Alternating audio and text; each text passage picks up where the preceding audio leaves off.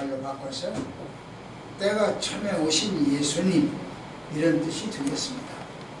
때가 처음에. 여러분 구원 받으셨나요? 우리 그리스도인들은 하나님의 유업을 받을 사람들입니다. 그러니까 구원받은 사람이죠. 그래도 불구하고 율법에 매여야 될까요? 구원받은 사람이 율법에 매여 살아야 될까요? 바울은 이야기합니다. 율법이라고 하는 것은 예수님 오시기 전까지 필요한 거지, 그 다음에는 예수님이 다 이루신 거다, 이렇게 하죠. 그렇기 때문에 실질적으로 바울의 이야기를 본다면 그 다음에 예수님 오신 다음에는 구원과 율법과는 아무런 상관이 없다. 예수님 오시기 전까지만 율법이 구원을 했었다, 이런 이야기예요. 그렇다면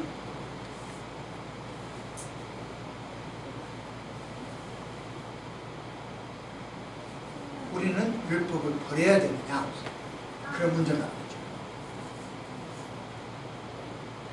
죄에 성량하시기 주기까지는 율법을 이을 자라고 하지만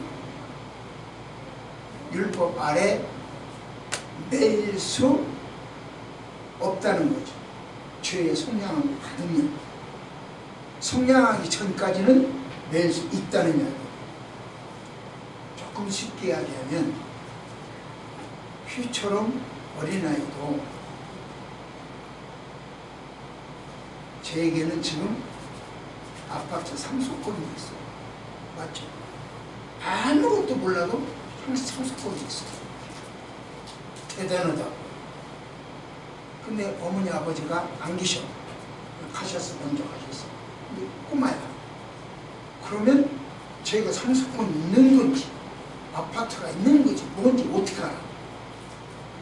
그렇기 때문에 누군가는 쟤를 보살펴 줘야 돼.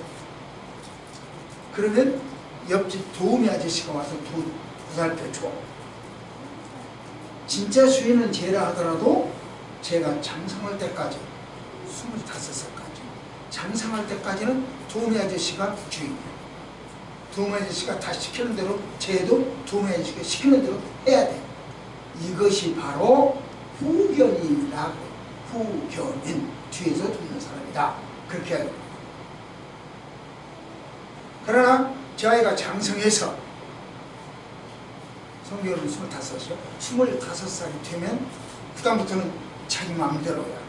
그러니까 이 후견인, 옆집 도우미 아저씨는 그 다음부터, 그때는 자기가 주인 노릇을 못해.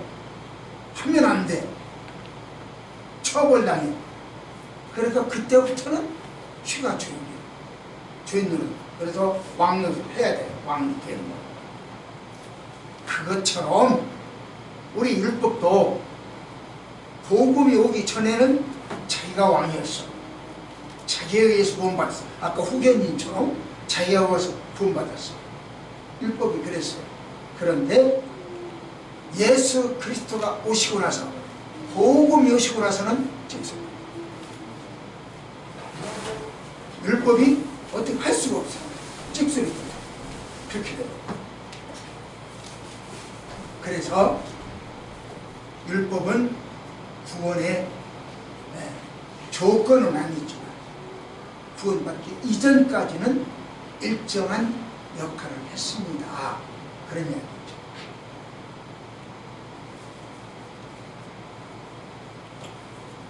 그러니까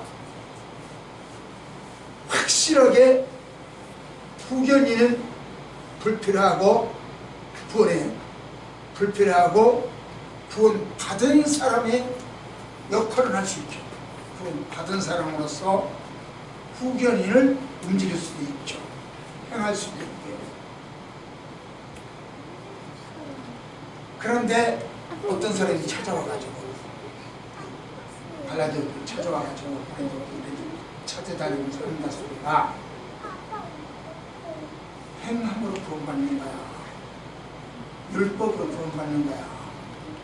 복음만 갖고는 안 돼. 복음도 있어야지 인기는 있어야 되는데 율법의 행함도 있어야 돼. 이렇게 하기로 해요. 그러니까 사람들이 생각해 볼 때는 그 말이 맞는 것도 같아. 어떻게 예수 믿고 구원받았다고 개떡같이 살아도 구원받는 거야? 아니지. 구원받았다고 한다면 적어도 행함이 있어야지. 그래야 구원받지. 이렇게 생각합니다. 그래서 갈등을 일으켜. 이 말이 바울 말이 맞을까? 그들 이야기가 맞을까? 갈등을 일으켜. 그러니까 바울이 하는 소리가 그러지 마라. 믿음으로 그들이 미혹을 극복하라. 오늘 본문에 이거지. 그 갈라디아서 4장 1절부터 7절까지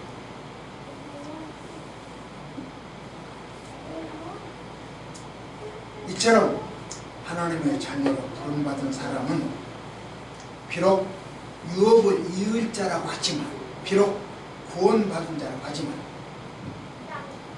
믿음이 장성하지 못하면 누군가가 도와줘야 돼요. 제가 혼자 독립하지 못하면 누군가가 도와야 돼요.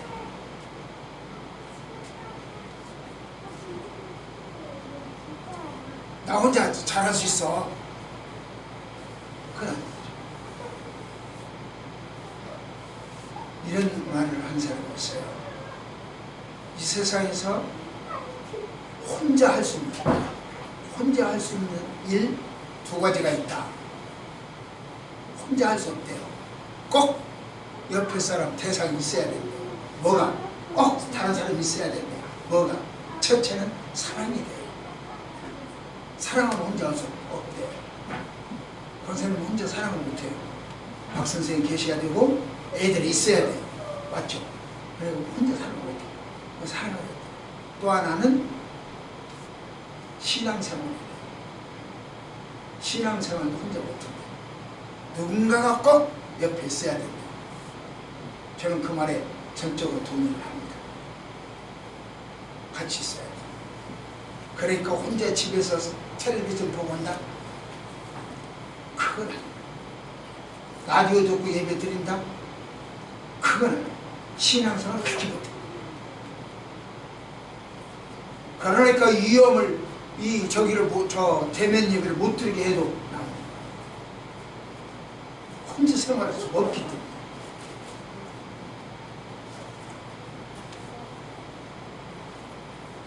하나님의 자연으로 참 자유를 누리려면 그만큼 복음의 진리를 깨닫고 성령으로 성장되어야 돼요. 성숙한 믿음을 가져야 돼요. 그것이 신앙의 자유입니다. 그런 자유가 우리에게 우선적으로 있어야 합니다. 그러나 그것만 갖고는 안 돼요. 그 자유가 있는다 하는 한 신앙의 자유가 있어야 되지만, 모든 자유의 우선이 신앙의 자유지만 그 외에도 정치적 자유도 있어야 돼요. 권사님 기도하신 대로 정치적 자유도 있어요.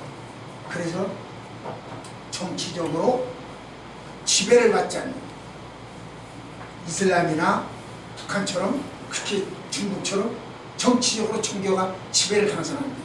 자유가 있어야 돼요. 경제적으로도 자유가 있어야 돼요.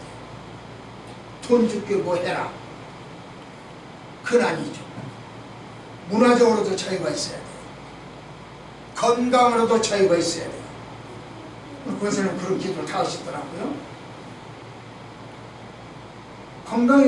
건강에서 매이면 못해요. 지난 한 주간 여러분들 카톡을, 그 선교의 카톡을 보셨으니까 알겠죠. 이 네팔에 계시는 정숙 선교사님, 천국과 지옥을 왔다 갔다 했어. 사경을 헤맸다고. 코로나 걸려가서. 그거는 우리하고 또 저기도 다르잖아. 의료 시설도. 그리고 개인이 다 돈 내서 검사를 받아야 되고 개인이 돈 내서 저기를 해야 돼요. 약도 먹고 치료도 받아야 돼요. 이게 힘들죠. 어려웠죠. 어제 통화를 하니까 많이 호전이 됐더라고요. 감사하죠. 사실 내일부터 나는 줌으로 특강을 해야 되거든요. 졸업이 있으니까. 무슨 줌으로 특강을 한다고. 근데 그 일을 그분이 해야 돼요. 근데 그 일을 할 수가 없고 이제 통역이 있으니까 통역을 시켜서 할 생각입니다만 그렇게 돼요. 건강의 자유가 있어야 된다 그 뜻이에요. 따라서 100세 시대를 돌입한 오늘날 우리는 현실적으로 노후 준비도 잘 해야 돼요. 노후 준비도 잘 되어 있어야 돼요. 지금 자존심 세울 때가 아니에요. 그래서 젊은 고생은 사서 한다 그랬어요. 지금 이러고 저러고 자존심이 뻑이지 어깨 피지 마세요. 머리 딱 꿇고 노후 준비하세요. 개뿔은 아무것도 없으면서 뭐 있는 척 아무것도 아니면서 뭐 긴 척 그러지 마세요. 머리 딱 꿇고 노후 준비해야 돼요. 저는 이 노후 준비 이야기를 할 때마다 생각나는 얘기가 있어요. 한번 봅시다. 시작.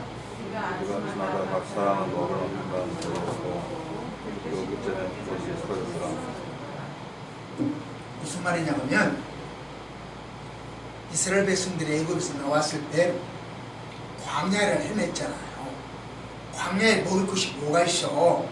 아무것도 먹을 것이 없죠.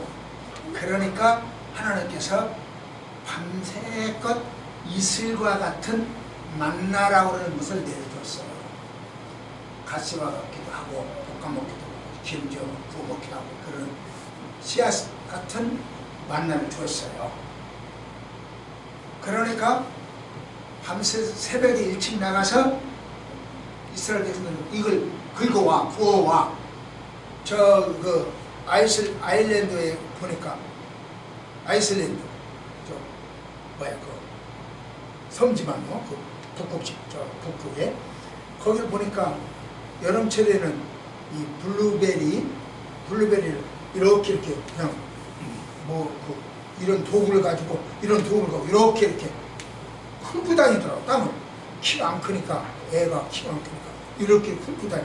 그러면 거기 있는 이만식의 열매가 그래 가득 차더라고요. 그러면 또 그릇에다 붓고 또 훑고 다니고 그러더라고요. 그런 식으로 이스라엘 백성들은 가서 만나를 가져왔어요. 그런데 해가 나면 만나가 없어져 버려요. 이슬처럼 없어져 버려요. 그러니까 이스라엘 백성들은 일찍 가야 돼. 새벽같이 나가야 돼. 그래서 가서 긁어와야 돼. 그러면 자기 식구들 그는 먹어야 돼. 늦게 나가서 좀 더 자자 좀 더 쉬자. 어제 일했더니 피곤해. 뭐 오늘 또 나가야 되냐. 좀 네가 와서 좀 대신 갖고 내 것까지 좀 긁어와. 행하는 없어져. 그러니까 그날 굶어야 돼. 아침마다. 하나님은 왜 이렇게 감질나게 주셨을까요? 한꺼번에 좀 주시지. 한 달분을 주시든지 40년분을 한꺼번에 좀 주시지. 그런 능력이 없나? 매일 이만큼씩 갖고는 가서 긁어오고 매일 아침에 긁어오고 그러니까 감질난다. 그러니까 어떤 사람은 몽땅 그날 가서 몽땅 걷어 내일 아침에 안 나가려고. 그날 왕창 썩어버리면서 다 그 속에 벌려가는 거야. 시키는 대로만 하면 돼. 그러면 노후 준비라고 하는 것이 바로 그거예요. 내 것까지 긁어왔는데 다 썩어버렸다. 다 못 먹어버렸다. 이것은 내가 준비한 노후 준비죠. 하나님이 준비한 노후는 그게 아니죠. 하나님 말씀에 순종하면 그 노후 준비죠. 만일에요 하나님께서 많이 주었다고 합시다. 한꺼번에 일주일분 또는 열흘분, 한 달분, 40년분 한꺼번에 다 주면서 그래도 더 이상 안 줄란다. 내가 이제 알아서 먹고 살아라. 그러고 봐요. 광야에서 저 요즘처럼 교통수단도 옮기는 수단도 없는데 그걸 다 끌고 이고 지고 한 달 먹을 거 광야를 걸어간다고 생각해봐요. 이건 고역이죠. 축복이 아니라 저주죠. 그래서 그렇게 주지 않고 매일 아침마다 귀찮게 너네 들고 다니는 거 없다. 내가 너희들이 서쪽으로 가면 서쪽으로 갖다 줄 것이고 동쪽으로 가면 동쪽으로 갖다 줄 테니 걱정 마라. 이거 하나님 뜻이었다. 하나님의 말씀은 순종하는 게 노후 준비예요. 오늘 이 시간에도 여러분들이 노후 준비하세요. 노후 준비하면 돼요. 자존심 세우지 마세요. 개껏 같은 자존심 세우지 마세요. 하고 보세요. 만일 그때 아침 일찍 나가서 거두지 않으면 아까 못 먹는다고 했잖아요. 때가 있는 거예요. 거둘 때가 있고 심을 때가 있고 모을 때가 있고 때가 있는 거예요. 아침 일찍 일어나서 회사에 나갈 때가 있어요. 저처럼 아침 일찍 일어나서 회사에 안 나갈 때도 있다고요. 때가 있는 거예요. 그러니까 일찍 나가서 새벽같이 그 만나 거두러 가는 것처럼 회사로 만나 가지러 가세요. 직장으로 만나 가지러 가세요. 일터로 만나 가지러 가세요. 일찍 일어나는 것이 전혀 자존심 문제가 아니에요. 제가 항상 말하잖아요. 죄 아니라면 다 해라. 뭐든 해. 자존심 세우지 말고 해라. 그래야 누가 하나님의 말씀대로 살 수 있다. 이처럼 예수님이 오신 것도요, 때가 처음에 오신 거예요. 초림, 예수님이 때가 처음에 오셨어요. 때가 차면 재림하세요. 중요한 이야기입니다. 2000년 전 때가 차니까 오셨어요. 이제 때가 차면 재림하세요. 그래서 오늘 현실이 때가 됐냐 안 됐냐, 그것은 오늘 못다 이야기할 거리가 안 되지만 오늘 주제는 때가 차니까 오셨다. 이걸 말씀을 중점으로 말씀을 드려요. 그럼 2000년 전 때가 언제 어떻게 찼어요? 예수님 오실 때가 2000년에 처음에서 어떻게 알아요? 또 오늘날은 예수님 재림 다시 올 때가 찼는지 안 찼는지 어떻게 알아요? 지금부터 한번 들어봅시다. 시작. 정치적으로 때가 찼다. 무슨 말이냐면 이 시드기야라고, 그 당시요, 시드기야라고는 왕이 이름은 원래는 마띠아예요. 그런데 왕이 되면서 시드기야로 바꿨어요. 누가? 바벨론 왕이 바꿔줘 버렸어. 너 지금부터 마띠아라고 하지마, 시드기야라고 해. 이해하겠습니다. 왕도 자기가 왕이 된 것이 아니라 바벨론 왕이 왕 되라 하니까 왕이 됐어요. 독립적으로 못했어요. 그러니까 그 왕은, 시드기야 왕은 바벨론 왕이 시키는 대로만 해야 돼요. 왜? 그쪽에서 시켜줬어. 왕 시켜줬으니까. 꼭 도와주시죠. 그러나 속으로는 불퉁불퉁, 내가 너한테 이러고 살아야 돼? 불퉁불퉁했어. 그래서 물밑자 버렸어요. 3년 만에 이웃 왕들, 주변에 있는 이웃 왕들 바벨론 모르게 동맹을 맺었어요. 그러니까 바벨론 왕이 그걸 알아서, 아, 이것 봐라, 이것이 나를 배반해? 그럼 쳐들어와서 이스라엘 예루살렘 성을 포위해 버렸어요. 그러니까 이제 이 시기는 살아남아야 되잖아요. 그래서 자기가 동맹 맺은 이웃 나라들한테 도움을 받아가지고 무찔렀어, 바벨론. 그러니까 바벨론 왕이 처음에는 시험찮게 보고 왔어요. 1차원은. 그래서 졌어요. 쫓겨가갖고 그 다음에 두 번째 왔어요. 두 번째는 처음에 쫓겨가서 복수. 그래서 엄청 단단히 준비를 하고 많은 군대들이 왔어요. 와가지고선 예루살렘을 함락시켜버리고 뭐냐면 시드기야를 체포를 했어요. 끌어갔습니다. 그러고는 시드기야가 보는 앞에서 시드기야의 아들들을 다 죽여버려요. 시드기야 왕이 보는 앞에서 왕자들을 다 죽여버려요. 아버지 앞에서 자식이 죽는 것 보면 그 아버지는 내 생각은 미칠 것 같아요. 제정신이 아닐 것 같아요. 이명훈 집사가 보는 앞에서 누군가가 휘를 죽인다. 근데 이명훈 집사는 꼼짝 못하고 붙들려 있다. 이게 묶여있으니까. 그럼 괜찮을까요? 지난번에 이기용 집사님 계실 때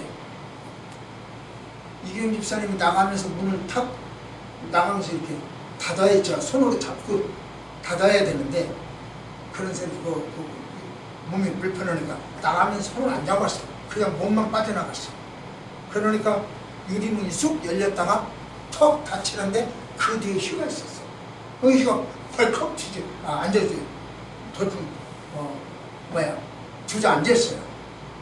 그러니까 안녕하 집사가 나한테 그러면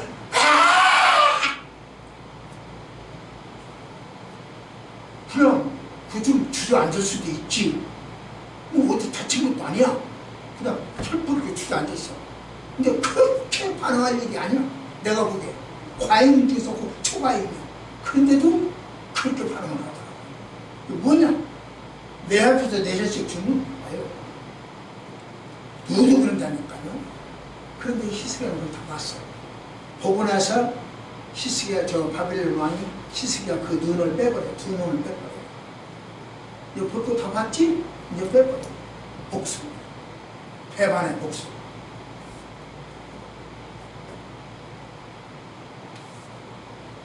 이렇처럼 정치적으로 어려울 때, 문제가 많을 때 여호와 하나님 예수님을 보내셨어요. 정치적으로 문제가 많아요. 그래서 보세요. 이 히스기야는 자기 할아버지가 성경을 읽으면, 두루마리 읽으면 딱 잘라. 그래가지고 불태워버려. 또 읽으면 그 앞에 선지자가 읽어주면 딱 잘라. 그러고 불태워버려. 그런데 그 아버지는 자기 할아버지가 했던, 저기 지금 이야기를 잘못했어요. 자기 할아버지가 했던 종교 개혁을 깡그리 망가뜨려. 자기 할아버지를 또 원점으로 돌려버려. 그래서 또 우상을 숭배하고 악행을 계속 저질러. 자기 선조들이 좋은 일도 있고 자기 선조들이 나쁜 일도 있는데 좋은 걸 본받지 않고 나쁜 일을 본받았어. 선택은 자기가 해야 되는데 나쁜 걸 선택했어. 그래서 이처럼 어렵게 되어버렸어요. 이런 정치적 어려운 상황에서 예수님 모십니다. 오늘날은 어떨까요?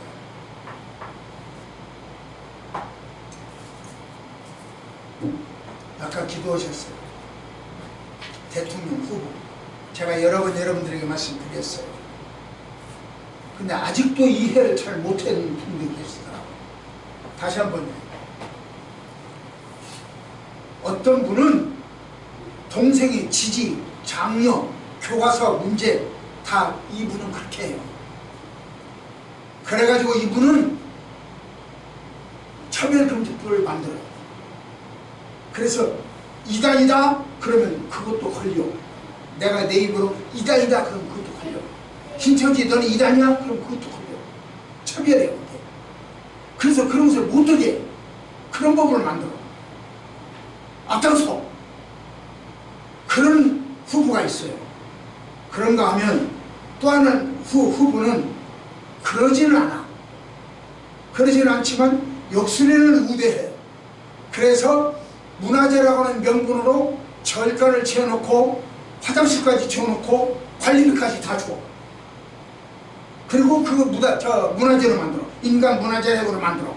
그런 팀이에요. 좋다고요. 그 중에 한 팀은, 한 사람은 이런저런 표명은 안 해도 기독교를 그렇게 적극적으로 반대하는 팀이 아니에요. 적극적으로 나서서 옹호는 안 하지만 반대도 안 해요. 근데 이 사람은 정치적으로 밀렸어. 그래서 두 사람이 남았어요. 이런 상태다. 이 상황에서 우리는 어떻게 할 거냐? 분명히 말하건대 또다시 말하거니와 그 중에 한 사람이 들면요, 어떤 사람이 들면 우리는 기독교는 정말 어려워져요. 그 사람은 이단을 앞세울 겁니다. 왜? 우리 정통 진리만 외치는 교회에서 목사들은 계속 안 된다고 이야기하거든요. 귀찮아. 그래서 서울에 있는 사랑의 교회를 때려붙였잖아요. 다 없애버렸잖아요. 귀찮아. 그리고 없애버렸어요. 해체시켜버렸어요. 중국만 그런 게 아니라 한국도 그래요. 근데 그걸 방송을 못해. 왜? 자막됐으니까. 그렇게 그러한 나라가 지금 만들어지고 있다. 그 이야기죠. 근데 또 한 사람은 내가 아까 이야기했죠. 역술인이 그렇게 해서 문화재로 해서 우선할 것이다. 이런 상황이다. 이제 어떻게 할 거냐. 근데 그들은 이단을 앞서는 것은요, 종교의 자유를 인정을 해줘야 국제사회가 이해가 되잖아요. 그렇기 때문에 종교 자유를 있다고 하려면 자기들에게 협조하는 팀을 만들어 보호해줘야죠. 근데 이단들은 지금 자기들한테 협조하잖아요. 이 딱감으로 말 한마디 않고 돈 해주고 코로나 등등의 문제 때문에 더 그러면 돈을 더 많이 주잖아요. 그러니까 요즘 돈도 필요한데 철들잖아요. 그러니까 아무 소리 안 해요. 그리고 그 사람들 키워줘. 그럼 나 같은 사람들은 더 어려워질 것이고 핍박당할 것이고. 이게 우리나라 현실입니다. 재림 때가 됐냐 안 됐냐 그래야 됩니다. 정치적으로 문제가 있냐 없냐 지금 그 이야기를 하고 있는 거예요. 시드기야 왕과 뭐가 다르냐, 그 시절과 뭐가 다르냐, 그런 이야기입니다. 가히 어느 분이 대통령 수입했으면 좋겠습니다 라고 하시는 거 제가 가슴이 정말 아팠어요. 그 말 듣고 가슴 대통령 수입해도 대통령 깜이 없다는 거예요. 그래서 정치적으로 종교들 때가 쳤습니다. 그래야 되고, 두 번째 오늘 시작. 뭐가 더 무엇으로 때가 쳤다고요? 종교. 하나님께서 창조하시고 아담과 하와에게 생육하고 번성하라 그랬죠. 그 말씀은 순종하던 에덴 동산 아무런 문제가 없었어요. 기와 요초가 펴 있었고 가지각색 색들 과일들이 있었고 뭐 독사와 같이 놀고 사자와 같이 뛰어놀았죠. 그 에덴 동산이었죠. 그러나 그것이 깨졌을 때 땀 흘려야 먹고 살게 됐어요. 그리고 해산의 고통을 당해야만 됐습니다.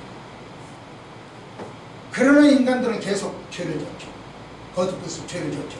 그러자 하나님은 수많은 선지자들을 보내면서 그러지 마 이야기를 했어요.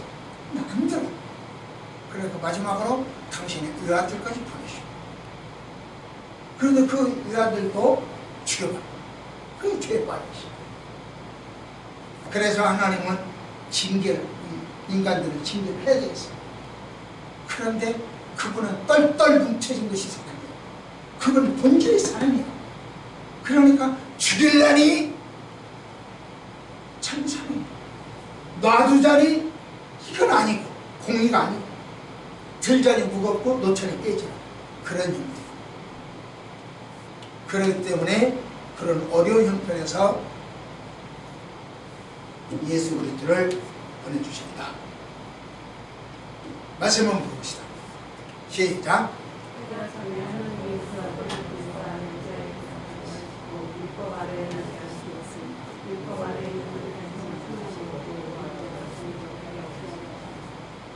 예. 이처럼 하나님은요 인간을 구원하시기 위해서 특별한 방법을 썼어요. 제가 아까 이야기했죠. 요시야 왕. 요시야 왕은 그냥 왕 자체가 왕이 그냥 목숨 바쳐서 중정을 개혁했어요. 그런데 여호와김이라고는 왕은 그 아들 여호와김이라고 왕은 아버지 하나님을 그냥 깡그리 뒤집어 버려요.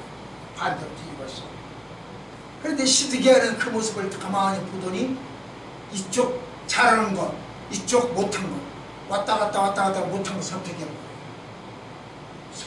르호보암도 그랬잖아요. 자기 그 친구들이 잘할 때 친구들이 한 조언과 늙은 대신들이 한 조언 왔다 갔다 하다가 결국 늙은 대신들을 버려버리고 그 친구들이 하는 이야기를 따라갔죠. 그러다가 나라가 쪼개지고 문제가 생겼죠. 꼭 그렇게 그런 형태가 되어버렸어요.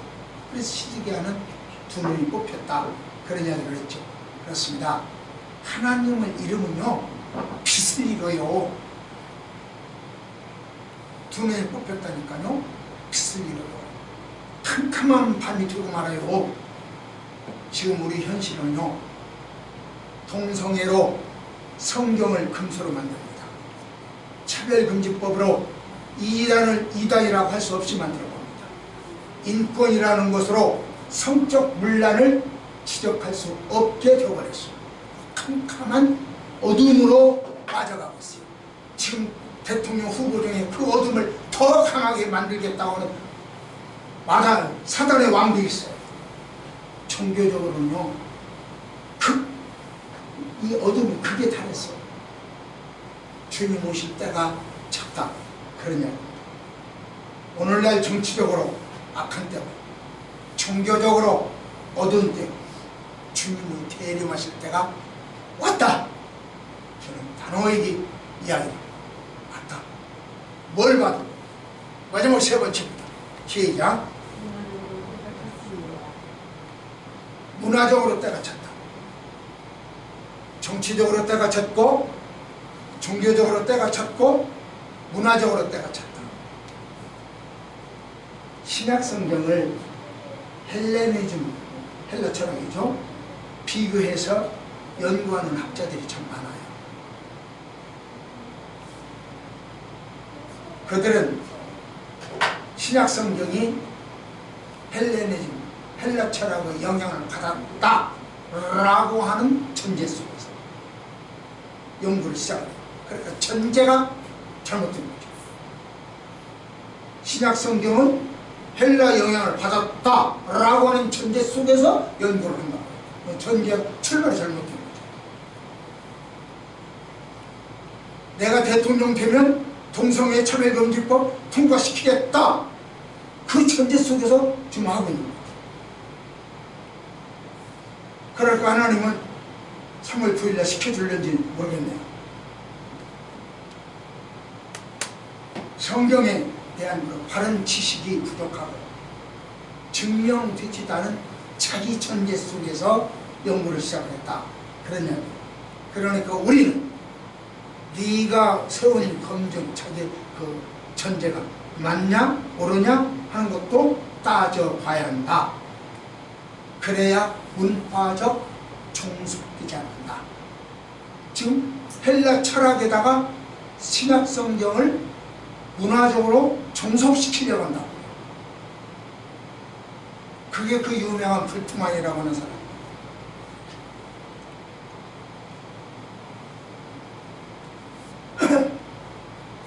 하르트도 그 영향 중에 하나고.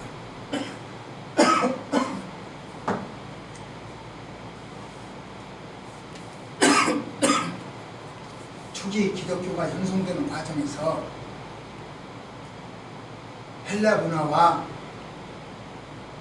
그 기독교와 어떤 관계가 있는지, 특별히 그 당시에 신비 종교가 많았는데 그 신비 종교와는 어떤 관계가 있는지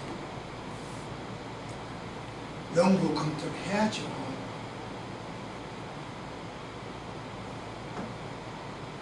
그 당시에 아수르, 바벨론, 페르시아, 헬라, 로마 이런 5대 강대국 번갈아 이렇게 나타났었는데 그들과 신약성경과는 어떤 관계가 있는지, 문화적으로 어떤 관계가 있는지 조명을 해야죠.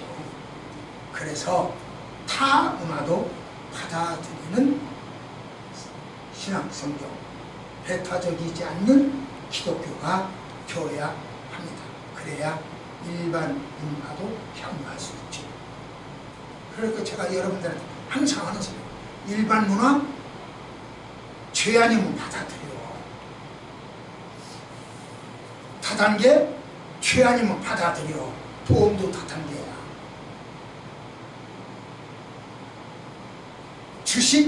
주식도 가상화폐야. 받아들여. 그렇게 해야 되죠.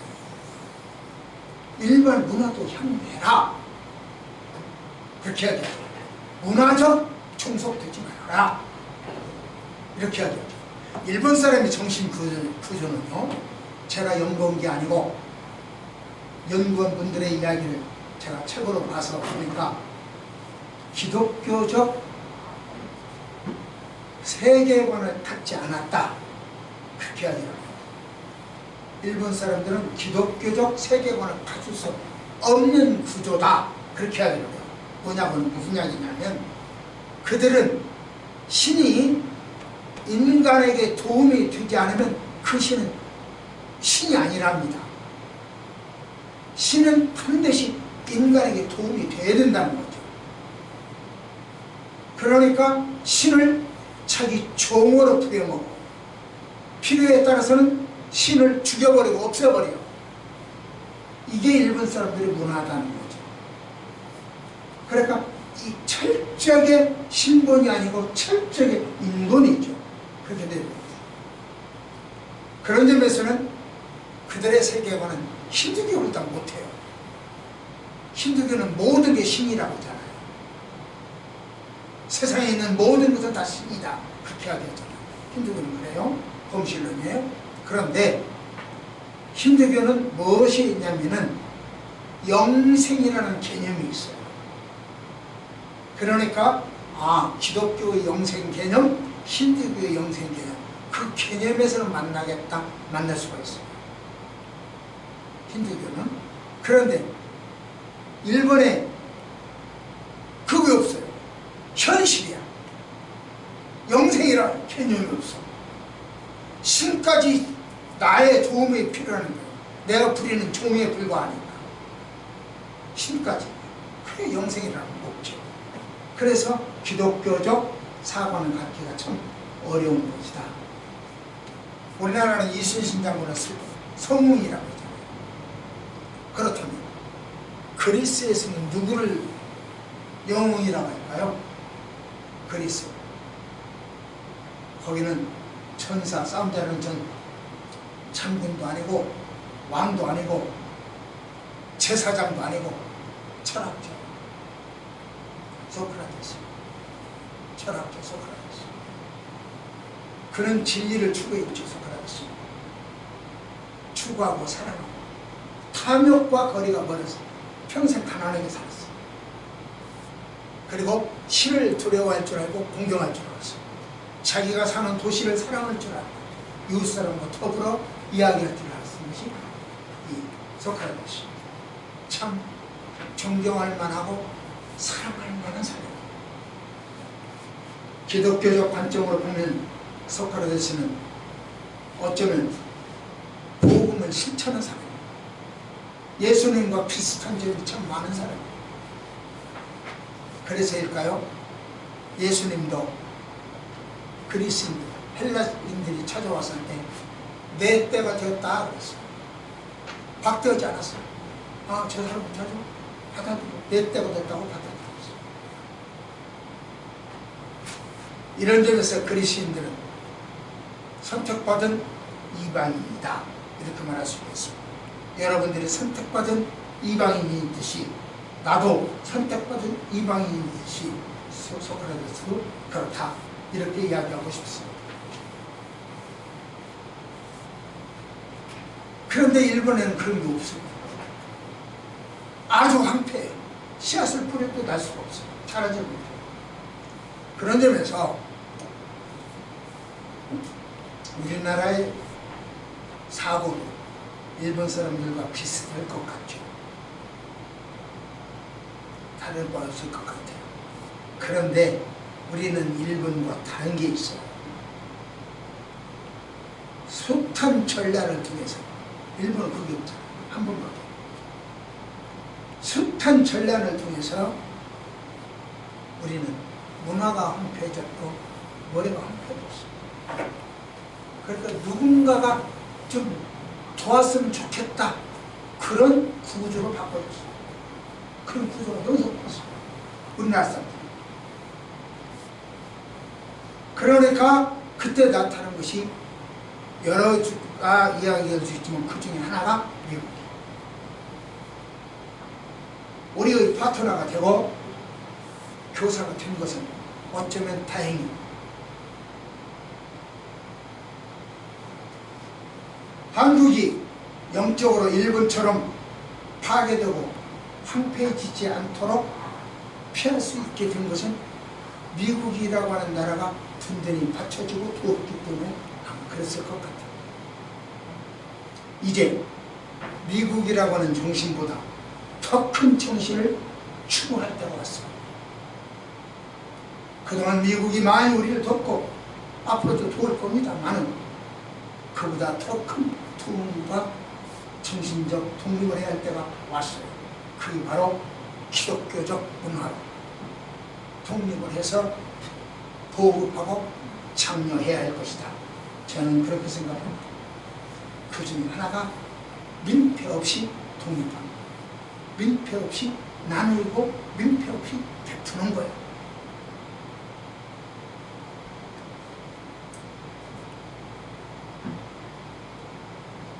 요 며칠 전에 전화가 왔어요. 지금 이틀 굶었는데 29살 뭐 청년이래. 이틀 굶었는데 좀 먹을 것을 좀 주면 안 되겠냐 전화가 왔어요. 그때 나는 교회가 있었던 것이 아니었기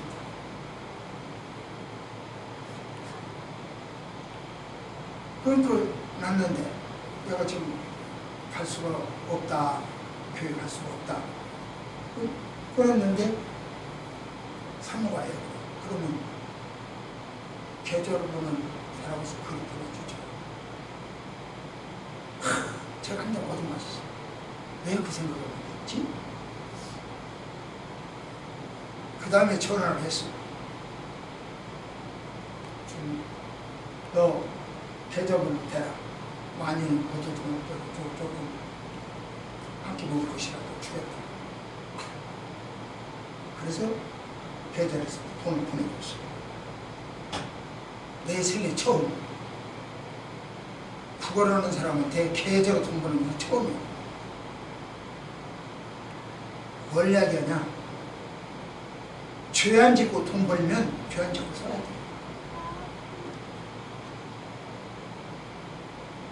자존심 상한다? 개떡 같은 소리 말고 돈 버세요.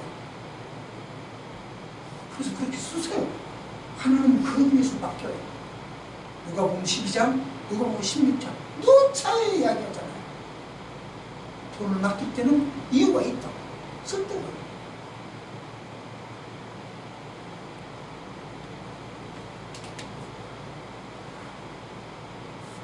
우리에게는 남다른 특권이 있습니다.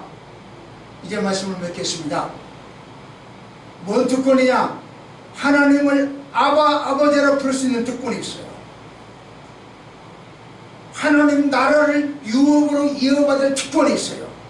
휴가, 아파트를 이어받을 특권이 있듯이 그 특권이 있어요.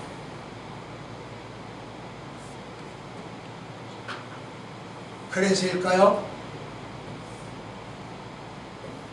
그리스인들은